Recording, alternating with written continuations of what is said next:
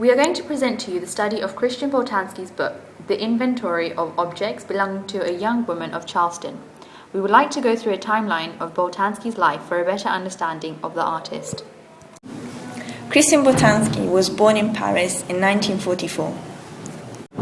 In 1958, Boltanski did his first painting. He switched from painting to more experimental media in 1967. In 1968, Boltanski staged his first personal exhibition in Théâtre du Renaud, featuring life-size puppet, and a film that condensed what his early work was all about. In 1984, Boltanski experimented with new ways of displaying his work, autobiographically and photographically. In 1986, Boltanski was invited to Venice Biennale. Here he took over an area in an old prison, Palazzo de Prigione, to house his exhibition.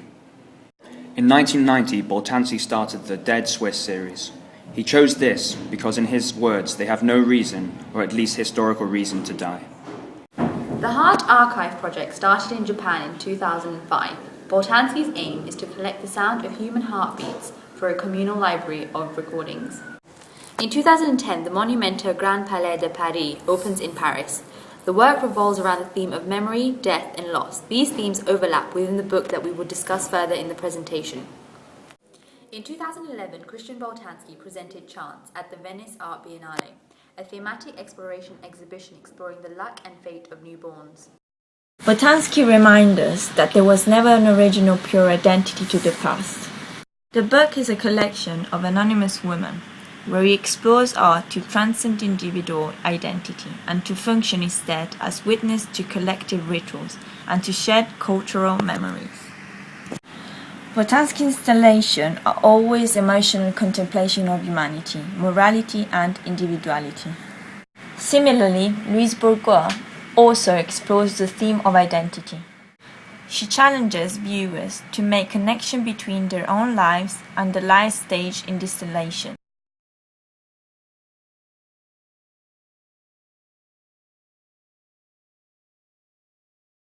Theoretically, identity is echoed from the present audience through the piece of work to the past. Boltanski's work raises questions about our own lives by contrasting the permanence of the remnants left behind. Not only is this present in the book, but in his work that is shown in the pictures.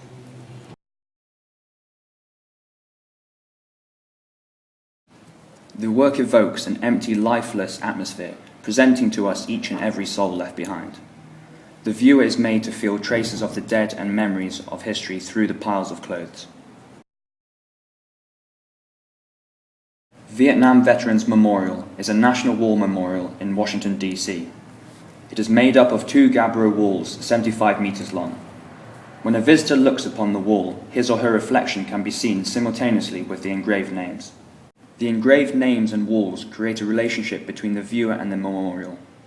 Similarly, Boltanski's book, Inventory of Objects Belonging to the Young Woman of Charleston, tries to create memories, but through photography.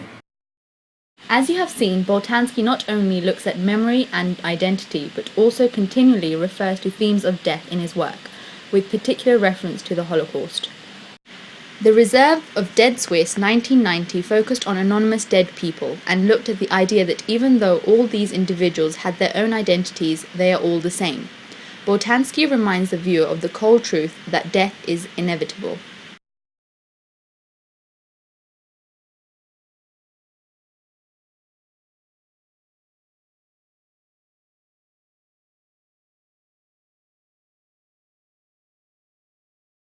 Ronnie Horn also focuses on similar themes of death, identity, and the past.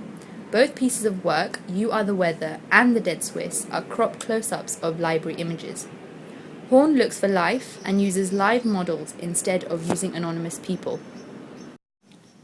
She took photographs at different angles with the model, producing different expressions which are more warm and light-hearted than Boltanski's. To understand Boltanski's work, we analyze why he used the medium of photography to document the belongings of the named woman. The group of objects show evidence of her existence.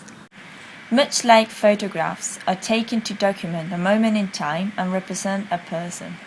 Boltanski's use of photography in his book creates a recorded memory of the woman. Boltanski once said, "If someone exhibits the photograph of an old lady and the viewer tells himself, 'Today she must be dead,' the viewer experiences an emotion which is not only of an aesthetic order."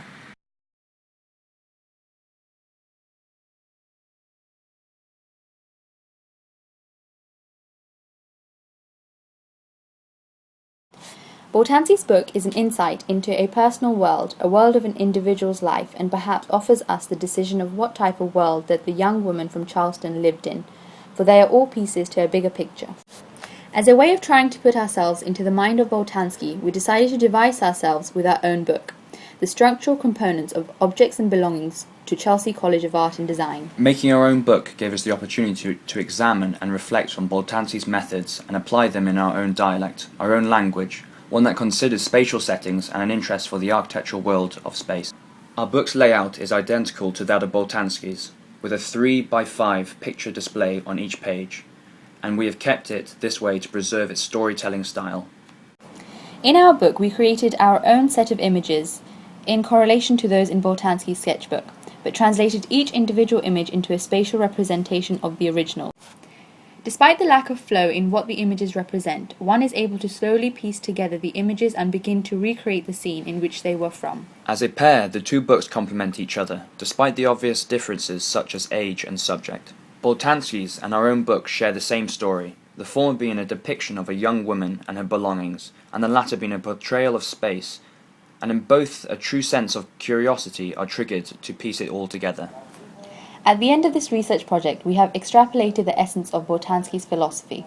As spatial designers, we should be able to translate ideas into our own language, as we have shown through this research project.